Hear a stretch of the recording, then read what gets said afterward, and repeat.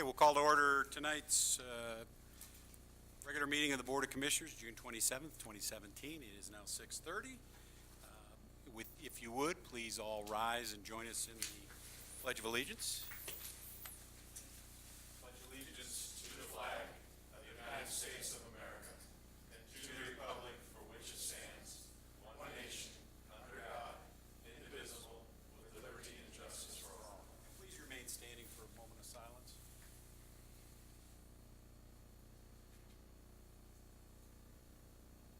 Thank you.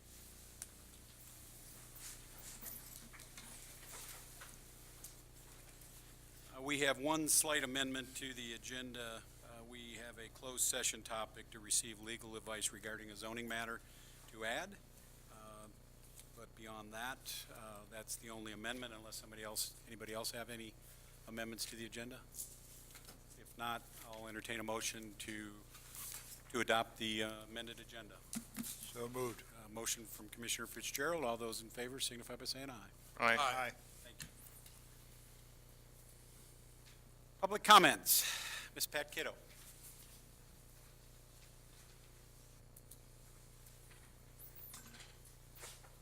My name is Pat Kitto, and I live at 7802 Waxhaw Highway, a non-resident.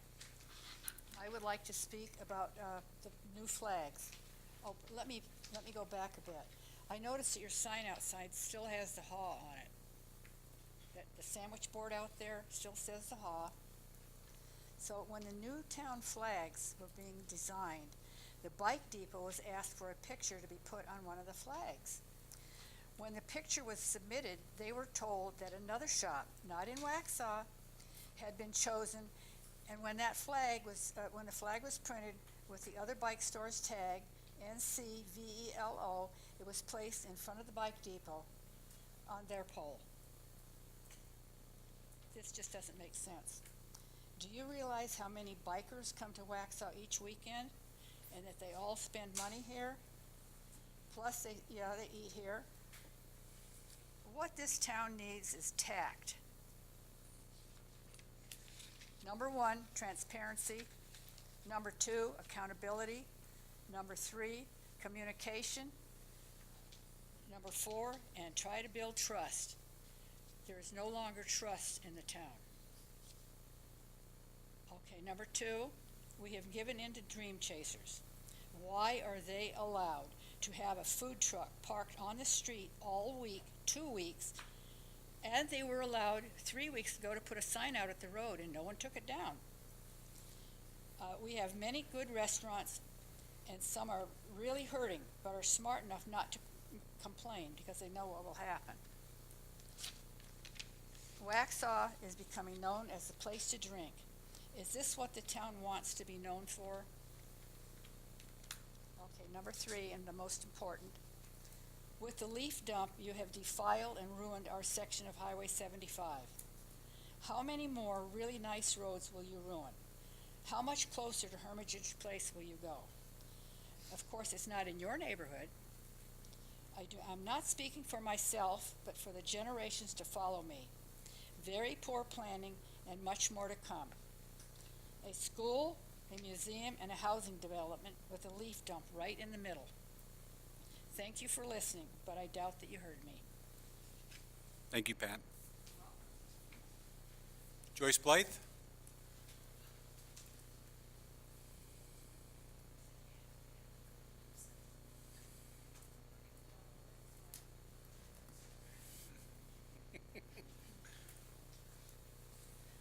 Good evening. It's so nice to be here. And it's nice to be on this side instead of that side for a change. But anyway, I'm just here to thank you. I want to thank you, the board, for voting to designate the Waxhaw water tank as as a historic landmark. And thank you for voting to name it what it is, the Waxhaw, historically, the Waxhaw water tank. And Paul, I want to thank, where's Paul? I want to thank you for fighting to make that happen, and you and John and Jim for voting it in, and appreciate you and all you did for the hall. And Fred, we appreciate Fred too, because somebody needed to stand with the people that want the tower, because it's fine. can call it anything they want to. It's just historically it is the Waxhaw water tank.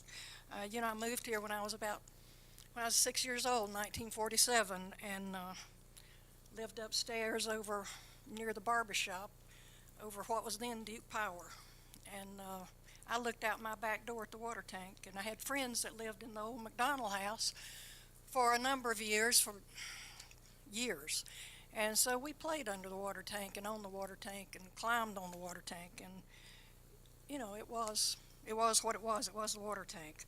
The late Penny Niven, who grew up in Waxhaw, graduated from high school in 1957, an author of such books as Carl Sandburg, a biography, and Thornton Wilder, A Life. That's just two of her books. She wrote something entitled Symbols of a Small Town, and she wrote it for a book, it's called the Waxhaw Historic Festival. It dates back 50 years ago to 1957. It was done up for when we used to have a historical drama, believe it or not, in Waxhaw, and called Listen and Remember. And we had festivals for 2 or 3 weekends in June, and it was a lot of fun. And Penny was asked to write something in there because, she's an author. And she wrote Symbols of a Small Town.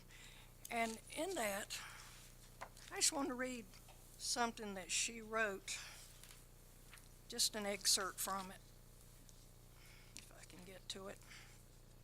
It says, "We used to vie for the first glimpse of the water tank and the smokestack. You could see the water tank first, of course, if you were coming down Providence Road from Charlotte. If you were coming down, but the smokestack was more readily seen from the Monroe side of town. As the miles shrank, we watched and shouted, often before we really saw either, that the water tank and smokestack had come into view. Staunch vessels of two of the basic elements of ancient days. They were symbols of Waxhaw." And then in her closing, she said, "Still, as an adult, when we come back for the holidays, I am the first to see the smokestack." And of course, y'all know that's old Rodman Mill smokestack. "I'm the first to see the smokestack, and I love this last one. My nearsighted eyes first detect the tiny sliver glint of the water tank." I understand those that maybe didn't grow up here. Of course they don't know it's a water tank. Like I said, my own daughter said 3 minutes. that she thought of it as being the water tower, and I said that's fine. Just call it the water tower. It is what it is, but historically it is Waxhaw water tank. Thank you. Thank you, Joyce. That's all we have signed up for public comments. We'll move on to, I'll entertain a motion to adopt the consent agenda. So moved. All those in favor signify by saying aye. Aye.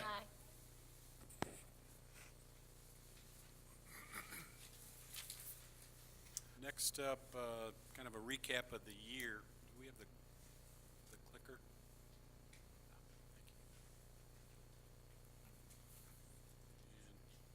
Thank you.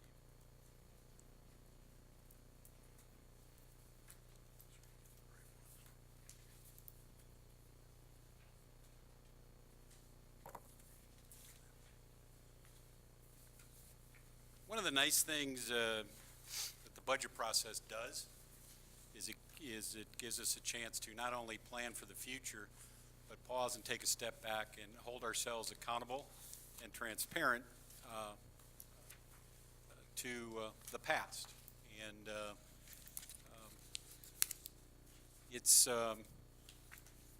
with the new town manager, Greg had asked me could I walk through and just kind of do a recap of the year and see how we had progressed against the 2016-2017 budget. So let's start with just what we talked about last meeting. We've done our first town survey. We've established a benchmark, satisfaction rates in the 90%. That's just kudos to our town staff and the way they execute and do their job day in and day out. But what's behind that? And what did they specifically accomplish at a high level this year? It starts with the foundation of the clerk's office, the finance office, the HR communications, and IT. I'm not going to read through all these lists, but when you look at a modern record system, which we didn't have, a complete redesign, modernization of all of our technology from our website to social media, those are true team efforts, and you can't do those alone. You have to work together as a team. The finance office, a 99.56 collection success rate on property taxes. HR, going out to bid and lowering the cost of our employee benefits at a time when healthcare, and I sit on the risk management pool up in Raleigh for all the health benefits that are provided to the municipalities. The rising cost is just really impacting municipalities, and for Wendy to go out to bid and actually be able to lower the cost, that's just phenomenal work on the part of the HR team. We've focused on content, we've focused on communication. We always can do better, but we've enhanced the content in the newspaper. We've introduced a secondary aspect called the happenings, so we can get the schedule of events and activities happen around town out more frequently. Social media presence from the town side is up 189%. Next to the #1 rated service organization that we have in the town, Public Works. Not that these numbers are glamorous in terms of, hey, I hauled off 4,900 tons of solid waste, but just look at the volume of work that has to get done in this town, all coordinated and managed by Todd and his team. 4,900 tons of solid waste. The recyclables, we're really trying to and making progress on sustainability. The 6,300 cubic yards of yard debris, that's up nearly 25% from last year alone. So we're making progress on sustainability and the environment. And then the cubic yards of leaves and vacuuming, a service that we've been providing since 2002, just grows exponentially as the benefits of and the results of being a Tree City, a member of Tree City USA, and all the trees that we've planted start to produce leaves that fall. Police Department, public safety, #2 safest mid-sized town in North Carolina. We train them. They're each required to get 27 hours of individual training and another close to 1,450 hours of continuing education spread across the department. We have a community policing philosophy that has taken hold over the last 3 years. They deliver over 150 events, community policing events across the town throughout the year. And you can see some of the programs. I've participated in the DARE and the Citizens Police Academy, and obviously we see the Explorers at every one of our events. That's all while they're taking in 30,000 calls for police service, another 3,000 traffic calls. That 30,000 is up 5,000 this year. So increase the volume with just incremental, with just a little bit of additional resource. Parks and Recs, it goes unnoticed, but we got 140 acres of parks and trails that have to be maintained by a two-team department, or two-person department, 2.5-person department, I guess you'd say. And in the middle of all that, they have to keep them maintained so they can enable the programs for the 2,500 kids that use them on a week-in, week-out basis through Nesbitt Park and others, practice at Town Creek and other facilities. And I like to call it this way for the events team: neither rain nor Hurricane Matthew could keep them down this past year. They got a whammy of weather-related challenges, but they were still able to pull off over 26 events and provided those events to thousands of people. On the Main Street side, you can go through that. The two highlights that I like to look at: 10% increase in parking downtown.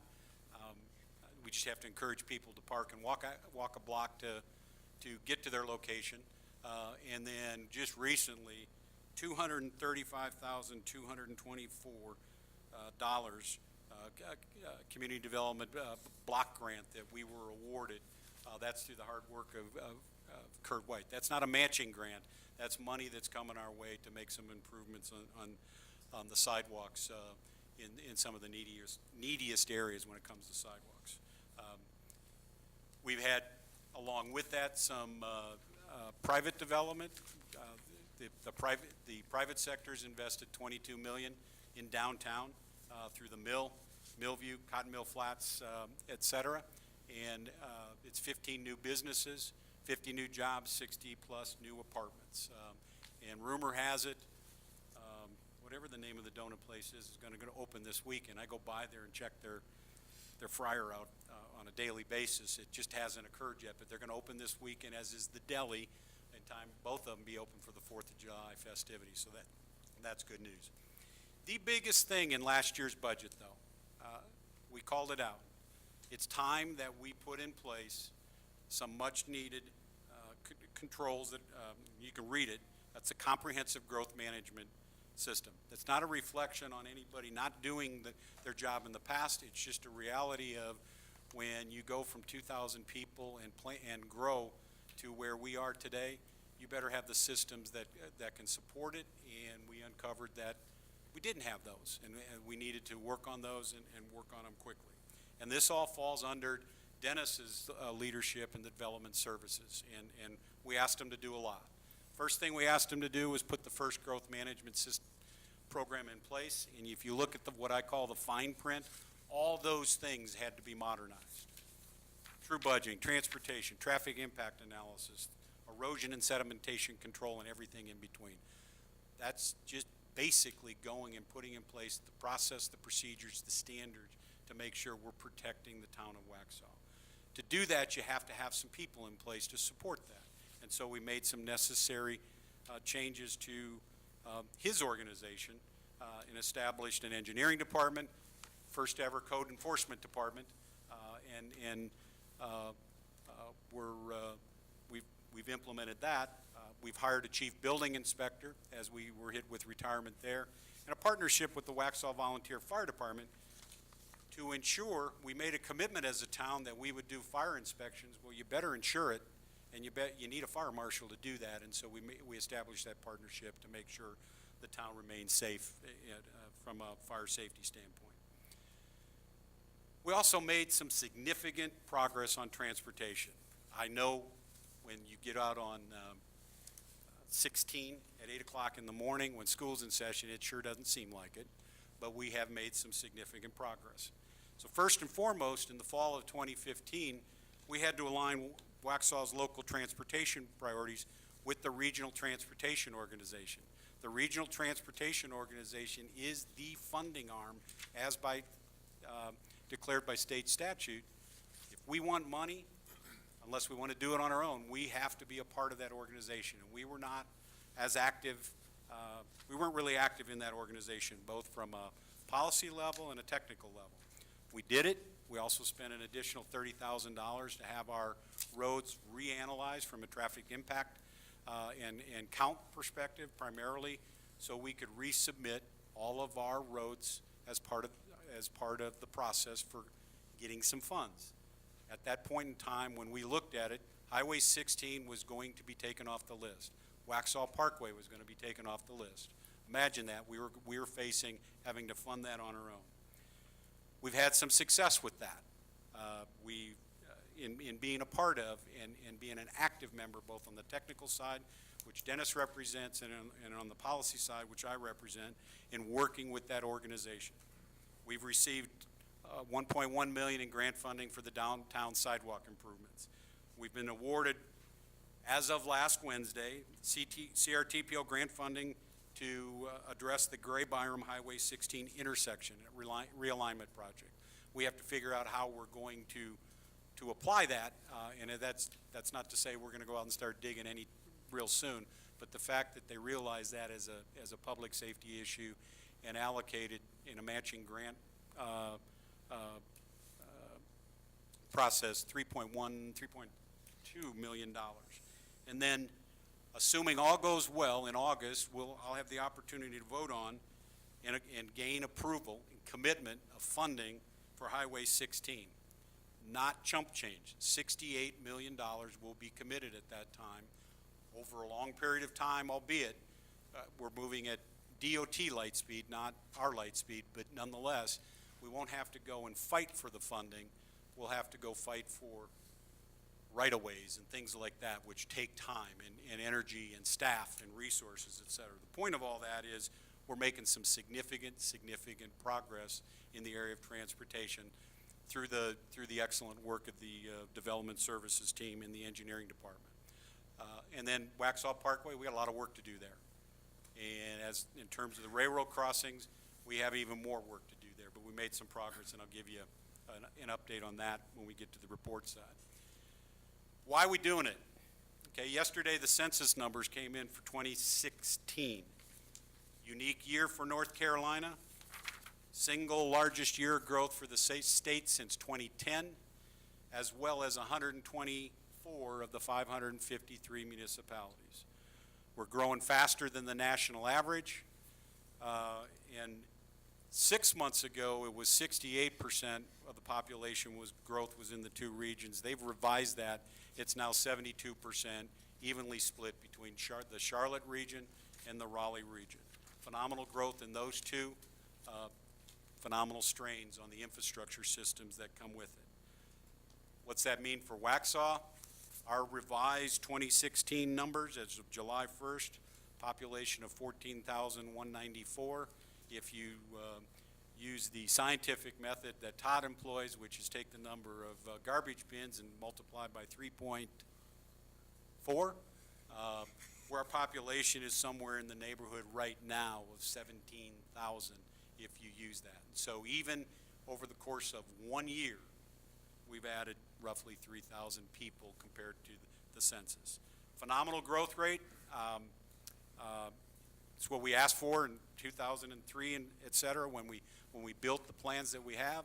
It's what was planned for in 2004 when all the subdivisions that we know today were approved, and now the growth management system is catching up to it so we can manage it and drive it accordingly. So with that, we're still marching to that vision of a friendly, vibrant, and prosperous town. We do not ever want to lose the history and the heritage. We want to build an enduring and safe and healthy community for all people, not only to live and play, but to hopefully also work as well, as you pointed out, and to grow a business, as you pointed out in the citizen survey. Any questions on that?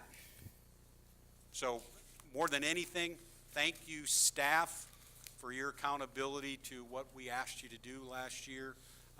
Job well done, and the survey shows it that you really performed at that level as well. So thank you. Questions? Well, with that, we'll go into the reports, and since I had a good start, I'll finish, and that way we'll just kind of go a little bit out of sequence. But back June 13th, we discussed the crossing of Torrey Path, railroad crossing, and I wrote to the DOT on our behalf and expressed our concerns. The Union County Board of County Commissioners also weighed in and supported our concerns. Today we received a notice that the DOT and specifically the Rail Division concurs with our concerns, and they are going to work with us and conduct an additional study so we have a holistic solution to the 5 crossings that traverse Highway 75. It's not as simple as crossing one path or one crossing, and it's certainly not as simple as arbitrarily just blocking off Millbridge without any additional paths. So they recognize it's a transportation issue, it's a public safety issue, and they're going to work with us. Second of all, this has been going on for about 6 weeks, an interaction that I've been working on up with the House, and thank you to Representative Greg Horn. Last night, House Bill 581 failed. It did not pass. That House bill would have allowed billboards to be put up and down 16 in any commercial area, as well as 75 in the downtown area. And thankfully, Craig worked with us and helped lead the charge for Waxhaw, and that was voted down, and so Waxhaw's culture is preserved. It was an interesting fight, if you will. With that, I also want to offer up a thank you to Representative Mark Brody and Representative Craig Horn. They alerted us this morning that they were able to add into the state budget $60,000 specifically for the town of Waxhaw for economic development purposes for the leisure side of downtown. And that's parking, but in that vein. And so they were delighted to get a line item that's $60,000 for Waxhaw. And so that's kudos to the two representatives for taking time to understand where Waxhaw is and where some of the needs are, and every little bit helps. So with that, you've heard enough of me. Let's move to the commissioner side. Commissioner Fitzgerald. I just want to make sure that everybody be safe this holiday week and be careful around children especially, and have a good holiday. Happy birthday, America. Thank you. Commissioner Burrow. Yes. In the consent agenda, there were two resolutions of appreciation, one for Warren Wood, one for Leonard Barefoot, who are town manager and interim town manager. And as Steve presented the recap and the update just now, I can't help but think that they, along with the staff, were very much a part of all that has been accomplished. I would also like to take a minute to thank Steve, because he has partnered with the county, he's partnered with DOT, he's partnered with the state legislature, and with that partnership, Steve, the manager, the staff, good things are happening. Very many good things, important things are happening through those efforts. So thank you very much. Commissioner Warner. I'd just like to make a comment that it's great to live in this city, great to live in this nation, and help us to celebrate and have a great 4th of July. Thank you. Commissioner Stewart. I wish everyone a happy Independence Day and be safe. Mayor Pro Tem Hunt. Thank you, sir. So yeah, along with the other commissioners, obviously this July 4th, Tuesday, we're having our annual 4th of July parade. It's going to kick off at 10 o'clock in our historic, beautiful downtown. Please come out and join us for that. Also, that evening we have the beach party with the water park, and then the capping it off with some great fireworks. Allegedly the best in Union County and probably this area, so definitely come to that. Also, I wanted to thank the staff, Mr. Wood, Mr. Barefoot, our current manager for this budget coming through. No tax increase. Again, all pointed towards what Steve had said there on the end about making Waxhaw the friendly, vibrant, and prosperous town that we all know, we all love, and we all want. And I think this budget's pointed towards that goal. I know that in August we're coming back together at a retreat to fine-tune some items on the budget to make sure that we are pointed towards that goal. But thank you again to all those folks. Okay, thank you. Manager Ferguson. Yes, I have a couple items tonight. First of all, most of you are probably aware that we are spending time as staff on CIP planning, which is the capital improvement program. What we're attempting to do is get our projects as we know them into a 5-year window and get those on paper and look at the funding sources that we have available, look at the options that we might have available moving forward, and then also start to think about the operational cost of any of those capital projects that we would have built in that time frame of the next 5 years. So that work, I'm very much in that and working on that project, and we'll move that forward with a work product to come back to you at the retreat. So that'll be something that we'll present to you at the retreat, and then solicit your input and solicit feedback as to those projects. And certainly projects, we'll start with something on paper, but that can be easily adjusted if there are projects that are need to be added or removed, or moved in the time frame that we have on paper. So that really is a start to that process, really that will flow into next year. But when we start the mid-year retreat, it's a great time to really focus on that and start thinking about how that would apply for the next year's budget process. Along with that, the second piece of that is the debt capacity or other ways to fund projects. So I've spent some time this past week looking and talking with some advisors as to our debt capacity. We're going to bring forward to you some additional information about what that means and what those options are.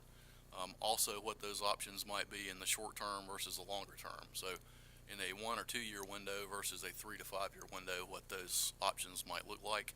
That also will come back to you during our retreat to further discuss and talk about a little bit more.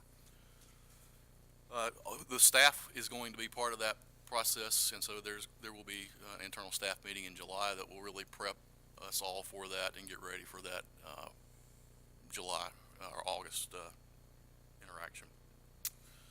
And then thank you for each person who's been able to meet. I look forward to meeting with everybody, and we're working through the internal meetings that we're scheduling with our departments. So I'm trying to get around to see everybody. I've not met with every employee yet, but we're working on trying to get those schedules very soon so that we can meet with the work groups and with employees that we really haven't had a chance to sit down with or have discussions with. So internally we're doing that. Externally, certainly want to start with the board and kind of spend some time with each of you, and then presence out in the community will increase as well. The month of June, as you are aware, is very heavily focused on the budget process and getting that done because of the guidelines and the guidance from the state that we have to do it. So that was a priority number one, and we're very close to that tonight, I think. So thank you for your work and feedback in the work sessions and during the budget process as we move through that. Any questions for Manager Ferguson? Thank you. Okay, on to old business. Action on the fiscal year 17-18 recommended budget. The presenter is Greg Ferguson, our town manager. We've been through this. We've had 2 work sessions and in a public hearing. We are required by law to adopt this by the end of this week. So with that, I'll turn it over to Manager Ferguson. Yeah, the budget ordinance is presented as part of your packet. That is the actual budget, even though we have a document that serves to be the detailed background information on what each of those categories represent. But this is the budget ordinance which you're asked to consider adopting. Mr. Mayor, I'd like to make a motion to approve the fiscal year 2017-2018 budget ordinance as presented and set the tax rate at 36 cents per 100 of assessed value. We have a motion from Mayor Pro Tem to approve the fiscal year budget. Is there any further discussion? If not, I'll entertain a vote. All those in favor signify by saying aye. Aye. The ayes have it, 5-0. Next item, action related to Highway 75 property general zoning, rezoning petition, RZ 005-746-2017. We had the public hearing on this matter June 13th, 2017 at our last meeting. Mr. Tim Jones is the presenter. Do you have new information to share with us, or? No, sir, I do not have any new information. All right, since the last public hearing, do we have any questions or discussion at the board level? I have a question. Mr. Stewart. Yes, ma'am. Can you tell me what the developer is planning for those 19 acres? The developer mentioned, in the planning board meeting that with the zoning, it could allow him to develop townhomes with some commercial. It's a mixed-use district for NMX, neighborhood mixed use. And so it could allow him to do such a development. So it seems like townhomes and some possible commercial mixed with it. Do you know how many townhomes did he mention? He has not mentioned how many units so far. It wasn't part of the rezoning review. Thank you. But as such, this is, Chaplain, correct me if I'm wrong, this is a zoning, and anything that's in the use for NMX would would be applicable in the future. Correct. They can tell you their plans, but they're not binding because it's straight zoning, and it can be any of the allowed uses. And that's one thing we do have to look for, is where they say, well, we're planning on 4 units, and then if you look at the density, it could end up being 6, or any of the uses that are in that zoning district you must consider while either approving or not approving. Any other questions? Mayor Pro Tem Hunt? Not necessarily a question, just more of a statement. So, as in our documents here, the 2016 Comprehensive Future Land Use Map, the statement says the future land use map from the 2016 Comprehensive Plan Policy Bridge shows this property as mixed use, the sub-designation under the G3 intended growth sector. And this G3 sector and the sub-designation mixed use are described as follows in the plan, to include the NMX net neighborhood mixed use. And that plan was adopted, if I'm not mistaken, by this board unanimously. Is that correct? 3 years ago. You asking for the The bridge plan? The bridge plan was adopted in 2016. NMX was part of the downtown code, wasn't it? Yeah. Right, but the bridge plan was adopted by this board unanimously in 2016. Okay. That's correct. Other questions? Concerns, motions? I'd like to make a motion to approve petition RZ 005746-2017. Is that right? We have a motion to approve petition RZ 005746-2017, a general rezoning of the parcels designated from C2 to NMX. Any further discussion? If not, I'll take a vote. All those in favor signify by saying aye. Aye. The ayes have it, 5-0. With that, Commissioner Warner, would you like to also make the motion to approve the statement of reasonableness and consistency? Yes. So we have a motion on the table from Commissioner Warner to approve the statement of reasonableness and consistency, that the request is consistent with the comprehensive plan and future planning goals of the town of Waxhaw, is reasonable and in the public interest, as it will allow for urban scale density consistent with the G3 growth sector, mixed use, future land use designation as recommended by the 2016 comprehensive plan bridge. We have that motion. Any further discussion? Thank you for saying that for me. All those in favor signify by saying aye. Aye. The ayes have it, 5-0. Okay, next up, we'll move to new business. Mr. Mayor. Yes, and this is, just let me introduce it first. Okay. This is an action regarding a resolution requesting release and exchange of streets from the North Carolina Department of Transportation to the town of Waxhaw, North Carolina. Mayor Pro Tem Hunt. Mr. Mayor, I would like to ask this board for recusal on my part. This item has a direct impact on my residents, and I'm asking for the board to grant me recusal. So, thank you. I will entertain a motion from anyone to recuse Mayor Pro Tem Hunt on this piece of business. So moved. So moved by Commissioner Stewart. Commissioner Stewart. All those in favor signify by saying aye. Aye. Aye. You don't have to leave. You can sit here. Thanks. All right. Todd. Yeah, I'm mainly here tonight just to answer any questions. I've been here since 2002, and we've taken in 21 different streets, and this is the first time we really had to stand up and explain it. So if you have questions, I'll be glad to answer them. But So- mainly DOTs don't have residential streets. And for the citizens, if they have a pothole, they call us. It sounds bad when I say, I can't fix that because that's a state road. And you know DOT, they drag their feet when they come out. So that's why we try to take as many as we can. Plus, we get pile money for it. Okay. Commissioner Warner. Is this the first time you've been offered a street by the state? I mean, I'm assuming the state initiated this? Yeah, they, well, we asked for some and then they asked us to take some, like 4 years ago, which took in 7 at one time. Deer Creek and Doe Lane wasn't on it, but Sandberry, Esau, Utah, Granola,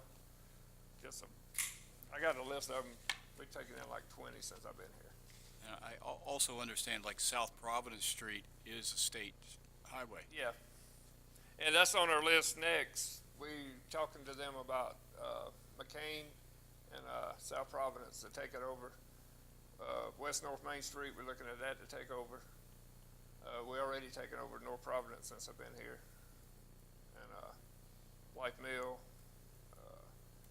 Park Providence, that was all under, DOT, and we took it when we took this, when they came into town.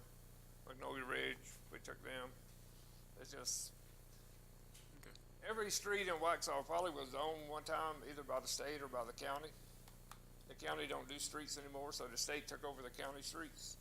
So now they want us to take over the municipality streets. I have a question. Commissioner Stewart. So what is the process, for the state to get a road improved or repaired or paved if we don't take it over? They put it on the list and it could take, I mean, if you've been down South Providence and McCain Street, there's potholes that have been there for 3 years, and they just will not come out and fix them unless they get so bad that people can't cross on them. So that's why we like to take them, and so we can take care of the streets for the citizens.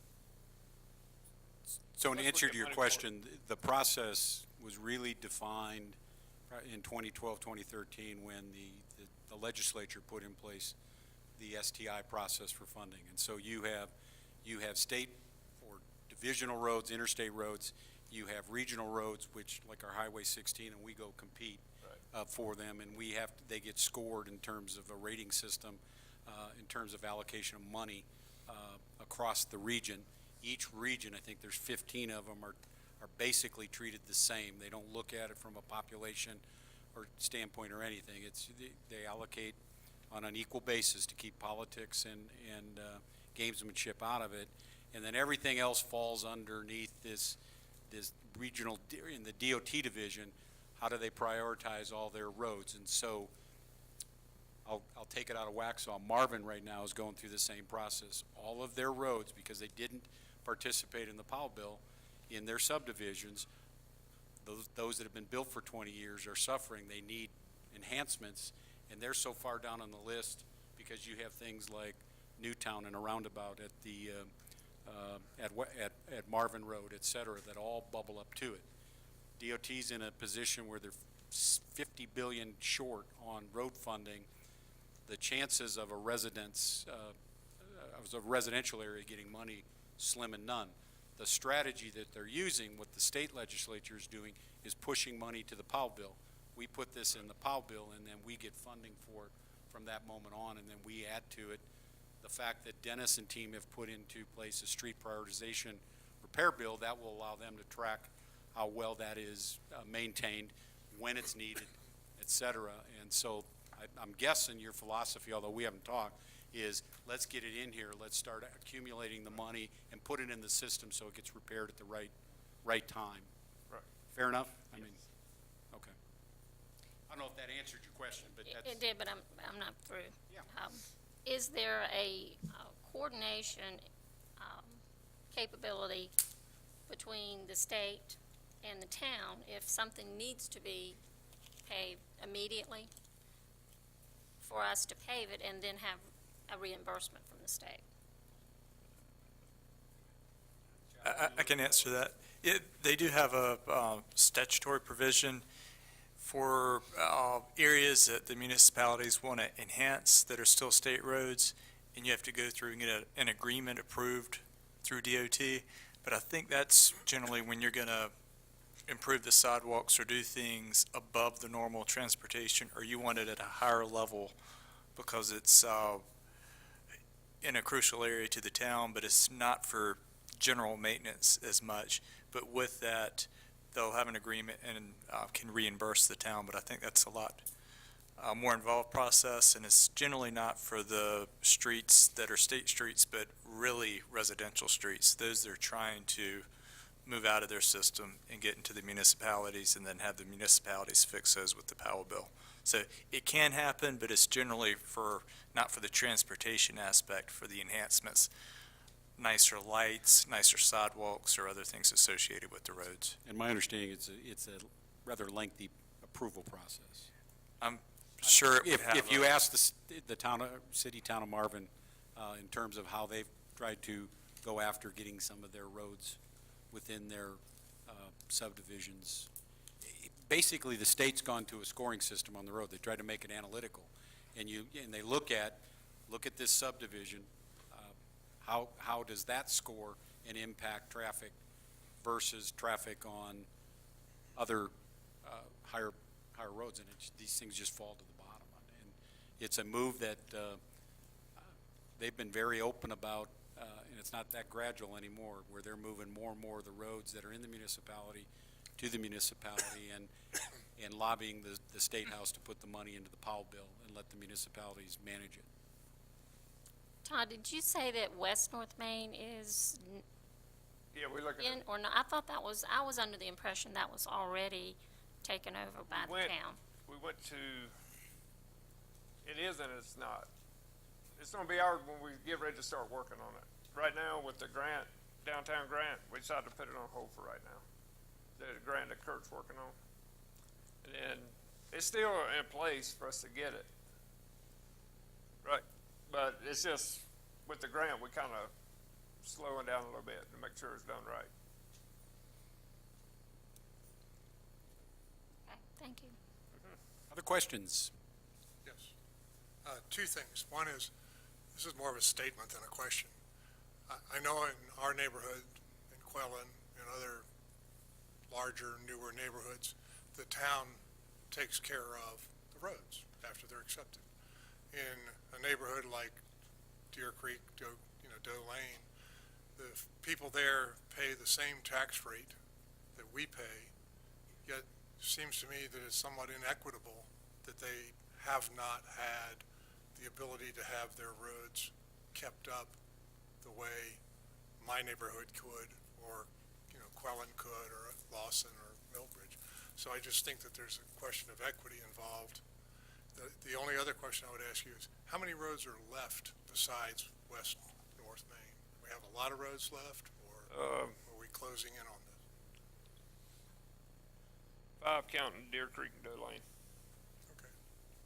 That's, Well, could we maybe have Greg come back to us with, an update on roads, et cetera, as to where we are, and it's not just the state roads, but it's some of the orphan roads too, that we have, where you have a time to pull the data together instead of. We plan on doing that, have some data for the retreat, absolutely. We could do it before then, but we want to talk about sidewalk scoring, road network, road scoring, road maintenance scoring. So all those things are being worked on, so we can. Not that I don't trust your notepad there, Todd, but just, yeah. okay. I'd like to make a statement too. I live in the Old Hickory subdivision, and the town did take over our roads from the state, and the town did resurface all our roads, I don't know, back 2010. And I would like to thank them, because now we have a blacktop road where the state, Pine Oak, is a loose tar and gravel road, which is superior to that. And they really did a top-notch job. Thank you. Okay, thank you. Any other questions, concerns, thoughts, motions? One second, Manager Ferguson? Just one item, there are some minimum standards that the Powell bill only qualifies for certain roads. So for instance, if you have a road that's less than 16 feet wide, then that doesn't qualify to be added to the Powell bill mapping system and receive credit for it. So there are some minimum standards that are put in place by the state that dictate really what you can accept, and or you can use Powell bill funding to put on the Powell bill map. When do we update that? July 1st. July 1st? Okay. So even more reason to get this Yeah. in place, so, okay. Thank you. Other questions?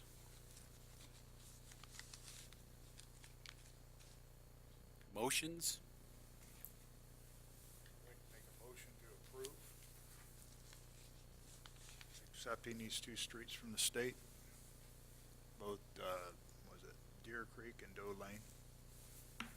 Okay, we have a motion to accept the following streets from NCDOT: Deer Creek Drive, 1,800 linear feet; Doe Lane, 285 linear feet. Any further discussion? If not, I'll take a vote. All those in favor signify by saying aye. Aye. All those opposed? Motion passes 4-1. 3-1. 3-1, sorry. Motion passed 3-1 with Mr. Hunt, Mayor Pro Tem Hunt recused. Okay. Come back. Board and Commission appointments, Mr. Don Fisher.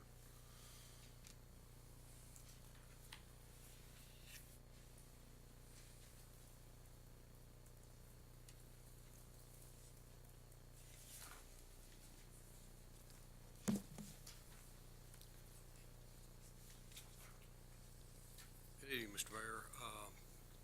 Before I get started here, do I have permission to make a comment? On the topic that you're presenting, yes. I can't make a comment about something that just happened. No, Okay, stay on the agenda. No problem, okay.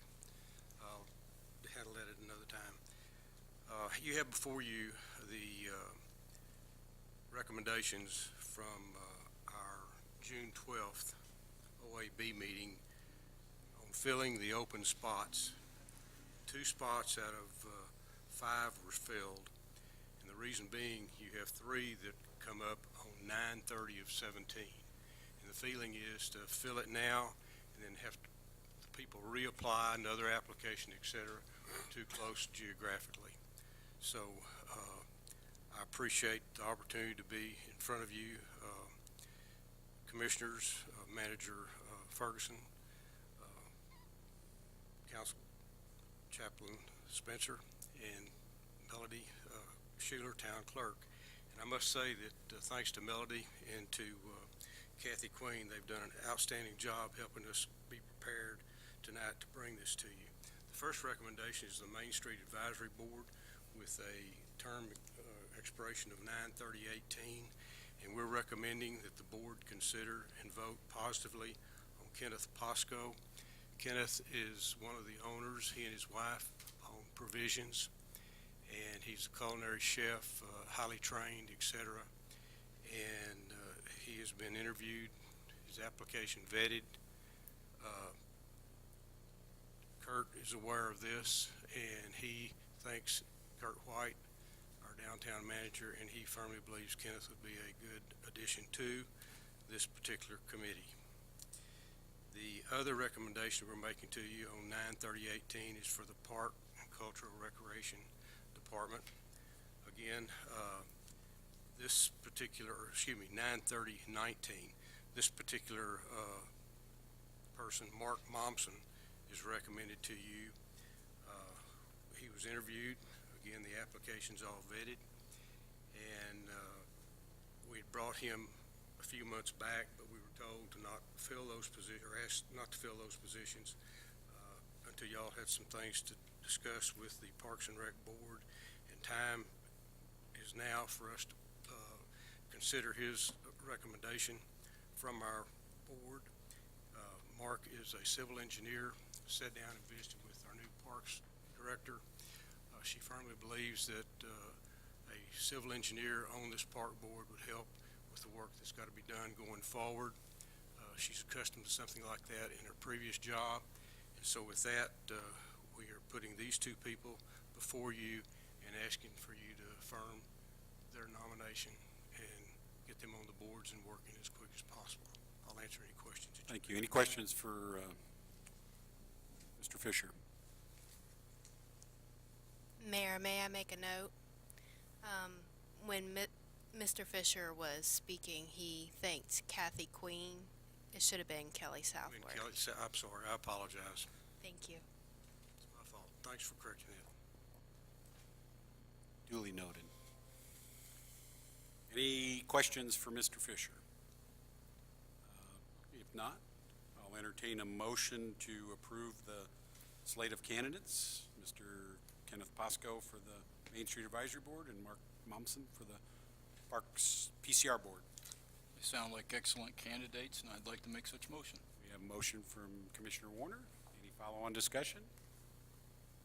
All those in favor signify by saying aye. Aye. Ayes have it, 5-0. Thank you. Thank you, Mr. Fisher. With that, I'll entertain a motion to go into closed session to receive legal advice on a zoning matter. Just as an FYI, we are not going to take any action in there. We're getting some advice. So when we come back out after a very brief period of time, we will immediately go to adjournment. So I'll entertain a motion to go into closed session. So moved. All those in favor signify by saying aye. Aye. Thanks, everybody, for coming out.